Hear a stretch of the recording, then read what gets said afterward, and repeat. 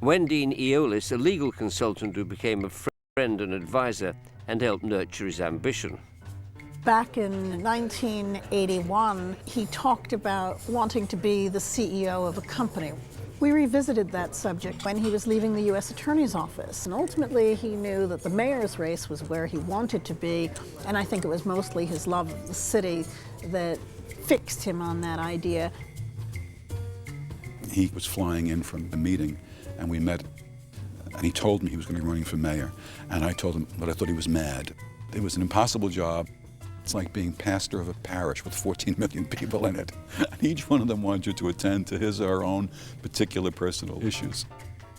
At 45, the Avenger Giuliani was on a white horse, ready to charge and seize City Hall from the luckless Koch. Then the Democrats changed the whole equation. The primary voters dumped Ed Koch and chose an amiable black man, David Dinkins. So Rudy had to run from the right, not the left. Rudy ran in '89 against David Dinkins, who had beaten me in the Democratic primary. And David beat Giuliani in the '89 general election. Defeat was an experience very much new to him. Though it was small, just 47,000 votes, the smallest margin in the city's history. I watched him that night when he could barely contain the nastiness of his Republican supporters. But Mayor Dinkins soon had troubles of his own. He was a nice man, but he didn't even begin to grapple with the managerial problems. America was in recession, crime was rampant, and crack made it more violent. I got mugged myself, but people were bored by stories like that. They'd heard so many. You'd see the drug pushers everywhere, pathetic homeless bedded down in the street trash, abandoned mentally sick people menace passers-by. There was a 3-day race riot, and Dinkins did nothing.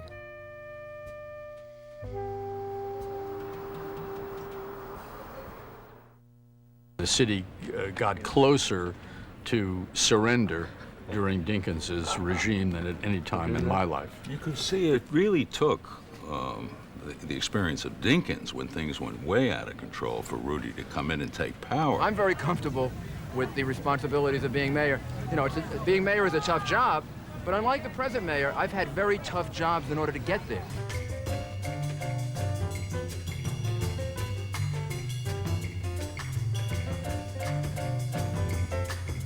In 1993, Rudy seized City Hall in a vote that suggested a divided city. 85% of his vote was white. Only 27% of Dinkins' voters were white. But everyone worried. Nobody, no ethnic, religious, or racial group will escape my care, my concern, and my attention. Rudy could raise hell, but could he heal? Wrong question. The right one. Can a metropolis be governed by consensus? One citizen's answer, mine, no. Emphasis on healing had led to passivity and defeatism for fear of upsetting anyone. Rudy leapt into action. What will you try to do now that you're mayor-elect to reduce crime and improve the quality of life? Well, we're going to begin right away starting to analyze all of the different things that we're going to have to do starting on January 1st, including selecting commissioners and turning over government agencies. And the most important thing is to start the process of civilianizing the police department and moving more police officers out into the streets and changing the definition of policing. He hired good people and put them to work on the crime thing, some of which was common sense.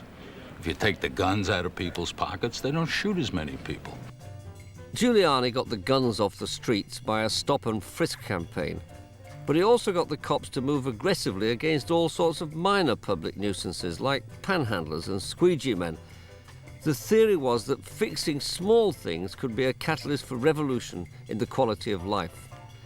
A concept of zero tolerance pioneered by his new police commissioner, Bill Bratton. New York City, 1994, large parts of the city were war zones. 15,000 drug locations selling drugs, a couple of thousand murders, 5,000 people shot. We had to take the city back. We had to encourage the cops to reinsert themselves in the neighborhoods that they had abandoned for 20 years. And we were assertive, and we were omnipresent. There were 38,000 of us, and we were beginning to enforce laws that nobody had paid any attention to for years. But behind the street melodramas, there was method. And the method was a system called CompStat, computer statistics. I went down to Police HQ to see Bratton's operation at that time. A couple of hundred top cops sat in front of a battery of 8-foot by 8-foot computer screens, which showed, precinct by precinct, a picture of exactly where a mugging, a robbery, a shooting had occurred. So the cops knew what was happening in the city in a way they'd never known before. I watched those precinct captains sweat as their crime numbers came up. For the first time, precinct commanders in black neighborhoods were as accountable for robberies and homicides and rapes as they were in the white precincts. That's what changed it. It was the CompStat computer screen. Giuliani's crime figures made big news, bigger than they deserved, some thought. The crime rate went down the last 36 consecutive months of the Dinkins administration. Hey, wait a minute, you're saying the crime rate started to go down before Rudolph Giuliani? But, yes, went down 36 consecutive months. It declined by 16%. Every one of the 7 FBI categories declined. Homicide declined, not just for a brief period, but for 36 months before Rudy Giuliani became mayor. While serious crime was going down, the things that reminded people of crime every day, the aggressive begging, the disorder in the streets, that was increasing. It was not decreasing. And that is what the mayor recognized during his days in the wilderness, that people were fearful.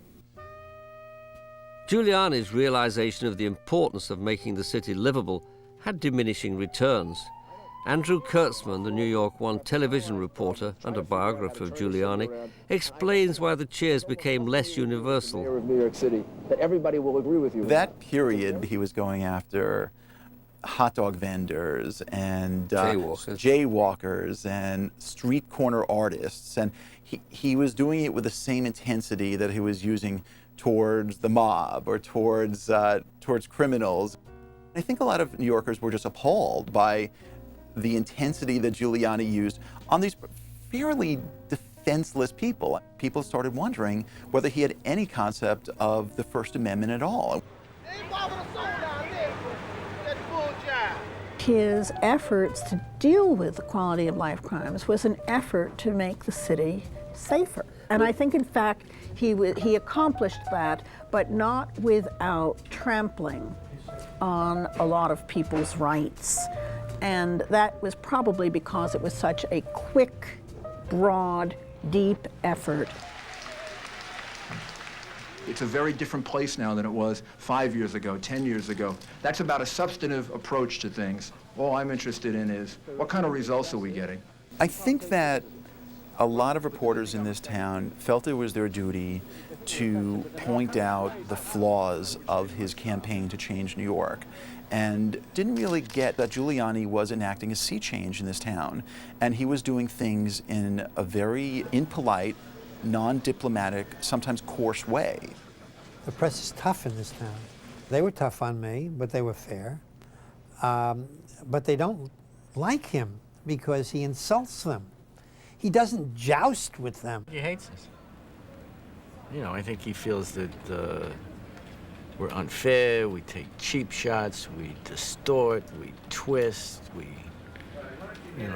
I think the word he uses is jerks. Yeah, no, I think we think we're jerks. It's great to have the guy who was in the Opera Cup call you a jerk.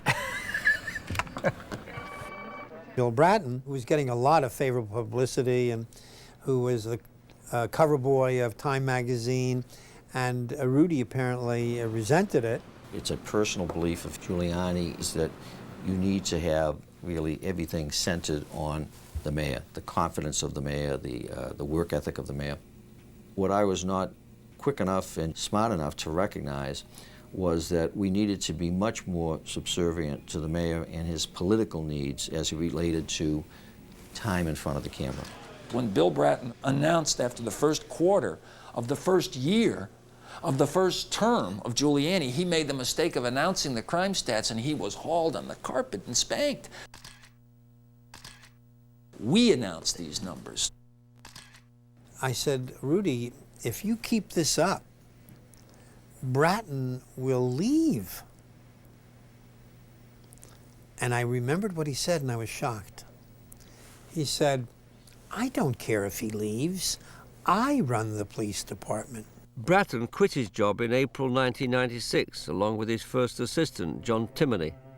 Rudy got attacked for that, but the city was booming, and he took the rows in his stride.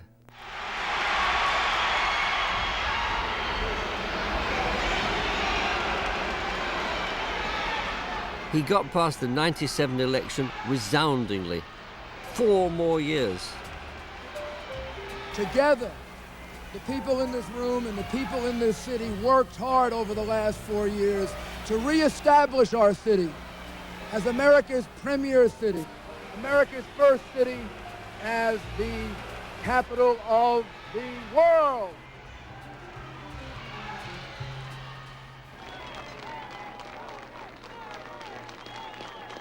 In the second term, he didn't have enough people inside the inner circle to say to him, Rudy, that's the dumbest idea I ever heard.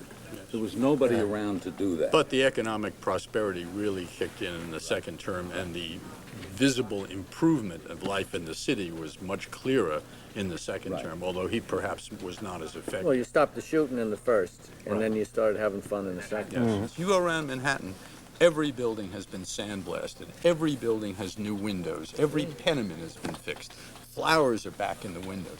Never saw those things. The Giuliani revolution wasn't just about crime and jobs. He appointed Nick Scoppetta as the new commissioner just to care for children in need, most of them black. He has totally reformed the child welfare system, given us the kind of support that allowed that to happen. We used to have 43,000 children in foster care. We have less than 30. We have 29,800. We've had 21,000 adoptions finalized under the mayor.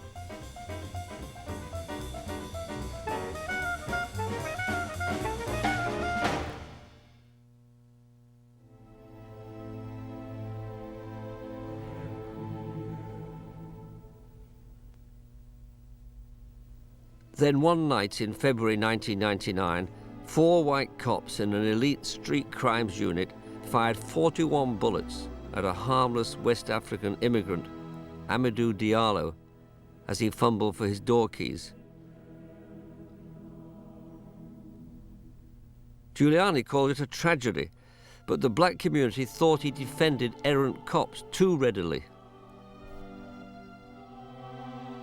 The city's black community was just completely enraged by the death of Amadou Diallo.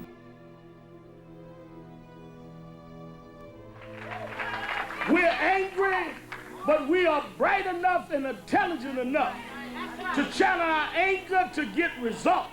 It wasn't just the black community, but it did provide a good platform for the fiery activist, the Reverend Al Sharpton. Clearly, when you have a man shot at 41 times and the defense is that we thought his key was a gun, and the mayor comes out and says these policemen should be cleared and he rallies around them, it doesn't take a rocket scientist to figure out why people think he's hostile. It would be very unfair to jump from this incident to accuse an entire police department and to take away from them the credit they deserve for being just about the most restrained police department in the country. Each day down at one police plaza, there were sometimes thousands of protesters, and people like former Mayor David Dinkins, some movie stars, politicians left and right, were all risking arrest in this mass civil disobedience movement. The pressure on Giuliani could not have been greater.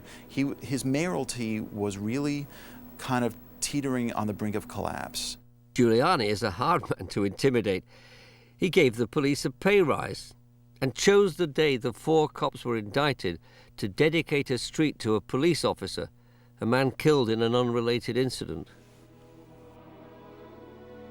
And Giuliani stands up at this very kind of somber ceremony and makes the most defiant, resentful, bitter speech about the police bashers. And those who want to focus on the blame on the police, maybe for their own personal inadequacies, we're never going to convince.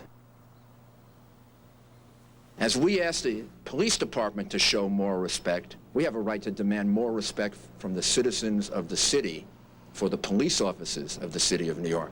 He was basically telling Sharpton and all the people who had been turning against him to go to hell. Would it be true to say that he's not racist, but that he cares so much for the uniforms